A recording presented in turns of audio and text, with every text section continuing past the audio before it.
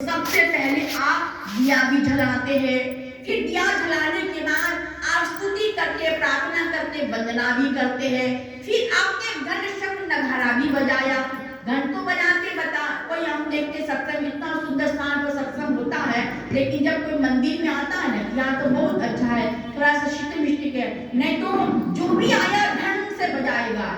सत्संग में हो रहा है, किसी को डिस्टर्ब होता है, उन एक अभ्यास बस मंदिर में जाना और बजाना। तो आप देखो घंट शब्द नगारा भी बजाते हैं, एक और साथ में चरणामृत लेते हैं। कभी भी देखो वहाँ पंचामृत होता है, चरणामृत होता है, उसको हम लेते और हम कहते ये पावन हो गया, ये चार क्रिया हम करते हैं। तो यही बात हमें समझाते हैं, हमारे संतों ने भी समझाया। हमारे पुष्कर के अंदर एक महान संत हुए जिनका नाम था महात्मा ब्रह्मानंद जी।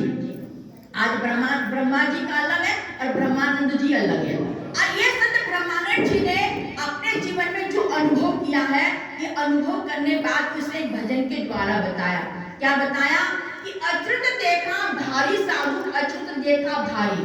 कहते कि मैंने ऐसा आश्चर्य देखा है, एक नहीं बताया, चार बात उसने बताई। मैंने ऐसे आश्चर्य देखा है। क्या देखा कि बिना भूमि एक महल बनाया, ताबे जोत बुझाई, अंधा देखने के सुख पावे और बात बतावे सारी। क्या कहा कि बिना भूमि का महल है, कभी आपने देखा? लेकिन हमारे संत ब्रह्मानंद जी ने देखा, बिना भूमि का महल है, बिना प्रकाश से वो महल प्रकाशित है, और अंधा व्यक्ति देखता है और अच्छी अच्छी बात बताता। जब देखेगा तभी तो अच्छी अच्छी बात बताएगा। अब बताओ कितनी आश्चर्यजनक की बात है। लेकिन हमारे संत ने कहा कि ये जो संत ब्रह्मानंद जी ने बात बताई कि बिना भूमि का महल, और ये हमारे अंदर है, बिना भूमि का महल है, बिना प्रकाश है, वहां कोई बाहर का प्रकाश नहीं है, अंतर ज्योति का प्रकाश है। और यही प्रकाश का ज्ञान भगवान श्री कृष्ण महाराज ने अर्जुन को कराया। अर्जुन को क्या कहा? यही तो कहा कि तू मुझे ये आंख से नहीं देख सकता, इसके लिए तुम्हें दिव्य चक्षु चाहिए। जन्म चक्षु तो पशु के पक्षी ये सबको है, इससे तो मेरा दर्शन नहीं कर सकता। तब अर्जुन ने कहा कि मुझे अब इसी का ज्ञान कराओ। दिव्यम ददामि ते चक्षु पश्यमि विशरम, दिव्य चक्षु के द्वारा जो दर्शन हो सकता है उन्हीं का मुझे ज्ञान कराओ। और उसी कुरुक्षेत्र के मैदान के अंदर भगवान कृष्ण महाराज ने अर्जुन का दिव्य चक्षु को खोला। दिव्य चक्षु जब खुल गया और उसके बाद अर्जुन ने भगवान के विराट रूप का दर्शन किया। एक सूर्य तो क्या, असंख्य सूर्य निकल जाए तो भी प्रकाश को बराबर नहीं कर सकता, ऐसा प्रकाश उसने अपने मन मंदिर में देखा। और मंदिर में देखने के बाद कहते प्रभु अब ये रूप को समय को बहुत प्रकाशित है, अब मैं उसको देख नहीं पा रहा। आप बताओ कहाँ कराया? कोई बाहर तो नहीं कराया। अगर बाहर कराया होता तो 18 अक्षर की सेना सामने खड़ी थी, सबको होना चाहिए था। संजय देखो हस्तिनापुर में बैठा है, वेद व्यास की कृपा से जो भी रणभूमि के मैदान में हो रहा है संजय देख भी रहा, राजा धृतराष्ट्र को सुना भी रहा।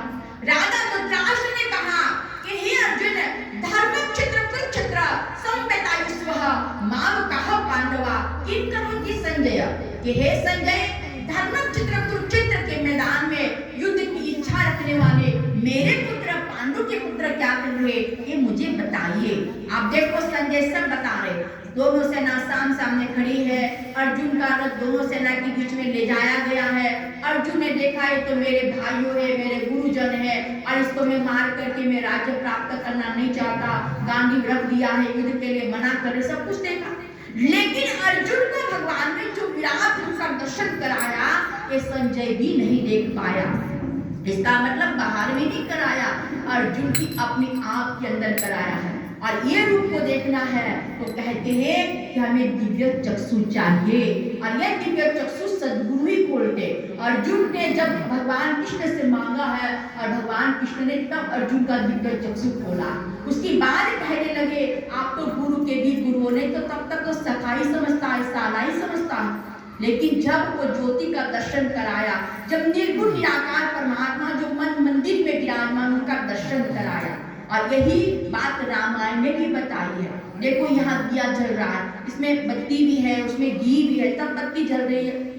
लेकिन रामायण में कहा एक दिया ऐसा है, परम प्रकाश रूप निराती, नहीं चाहे कछु दिया दीप्त बाती, क्यों परम प्रकाश रूप है,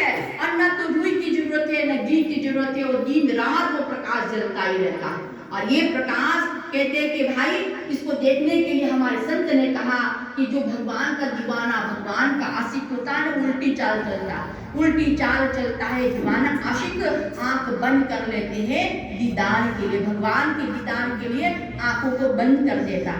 आप देखो जब आप मंदिर में आते, आप मंदिर जब आते हैं तो सब कुछ देखिए बाहर में, आंखें खोल कर देखते हैं, लेकिन भगवान के सामने जैसे जाओगे, हाथ जोड़ोगे, आपकी आंखें बंद हो जाती है। भाई क्यों बंद हो जाती है? आप भगवान के दर्शन के लिए आए तो आंख बंद क्यों हो गई? कहते हैं कि भगवान भी हमें ये समझाते हैं कि जिसको तू बाहर देखता है ना, उसको तू मुझे अपनी अंदर भी देख। ये मेरा बाहर का रूप जो है और एक अंदर का रूप है, दो रूप बताया है। अंदर के रूप को देखने के लिए तुम्हें कहते हैं कि अंतर्मुख होना पड़ेगा, इसलिए आंखें बंद हो जाती, आंखें बंद करनी नहीं पड़ती, अपने आप आंखें बंद हो जाती है। तो कहते ये पहला फल है, ये पहला ही कहते कि भाई बताया जाता। जैसे कल बताया भगवान विष्णु की भुजाएं चार है, चार भुजाएं, उसमें चक्र है, एक में गदा है, एक में शंख है और एक में पद्म है। ये चार फल में जो प्रकाश की क्रिया है, ये चक्र का प्रतीक है। जब चक्र घूमता है तो प्रकाश निकलता, चारों तरफ में प्रकाश होता। ऐसे ही एक प्रकाश शिव परमात्मा जो हमारे मन मंदिर में है। और ये संत ब्रह्मानंद जी ने पहला ही फल को, पहले ही बात को समझा। और दूसरी बात क्या बताई? ये दूसरा मैंने अपने जीवन में एक अनुभव ये किया कि अचरत देखा भारी साधु, अचरत देखा भारी। और कहते कि बिना बजाए निस्लीन बाजे, घंटा शंख नगारी, बहरा सुनकर मस्त होते, तन की कबर बिशारी। क्या समझाते कि मैंने दूसरा ये देखा, बिना बजाए बज रहा है, घंट शंख नगारा ढोल सब झाल सब कुछ बज रहा है, बिना बजाए बजता है। और बहरा व्यक्ति सुनता, मंदिर में बजाते हैं तब बजता है, लेकिन हमारे अंदर बिना बजाए सुनता बजता है। संत ब्रह्मानंद जी कहते कि जो सुनता है और वो सुन करके अपना तन का भान भी भूल जाता है।